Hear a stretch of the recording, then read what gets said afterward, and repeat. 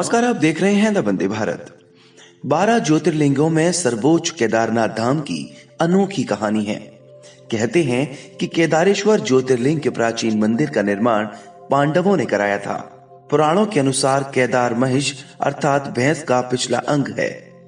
यहाँ भगवान शिव भूमि में समा गए थे। आइए जानते हैं इस मंदिर के बारे में।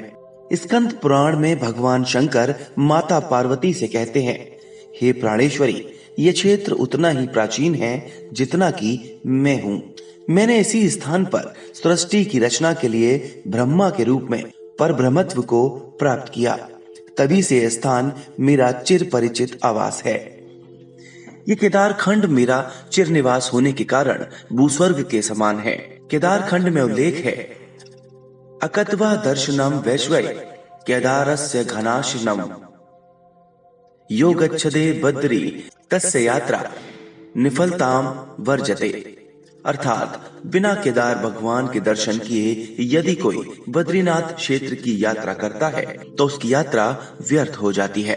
पुराण कथा के अनुसार हिमालय के केदार शृंग पर भगवान विष्णु के अवतार महातपस्वी नर और नारायण ऋषि तपस्या कर रहे थे।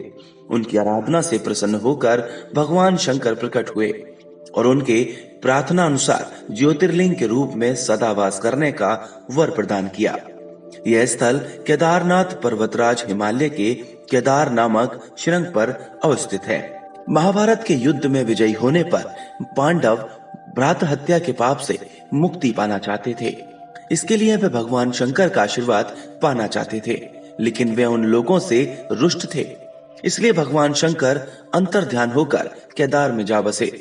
पांडव उनका पीछा करते करते केदार पहुंच गए। भगवान शंकर ने तब तक भैंस का रूप धारण कर लिया और वे अन्य पशुओं में जा मिले। अतः भीम ने अपना विशाल रूप धारण कर 2 पहाड़ों पर पैर फैला दिया। अन्य सब गाय बैल और भैंस तो निकल गए, पर शंकर जी रूपी भैंस पैर के नीचे से जाने को तैयार नहीं हुए। भीम बलपूर्वक इस भैंस पर झपटे, लेकिन भैंस भूमि में अंतर्ध्यान होने लगा। तब भीम ने बैल की त्रिकोणात्मक पीठ का भाग पकड़ लिया। भगवान शंकर पांडवों की भक्ति दृढ़ संकल्प देखकर प्रसन्न हो गए।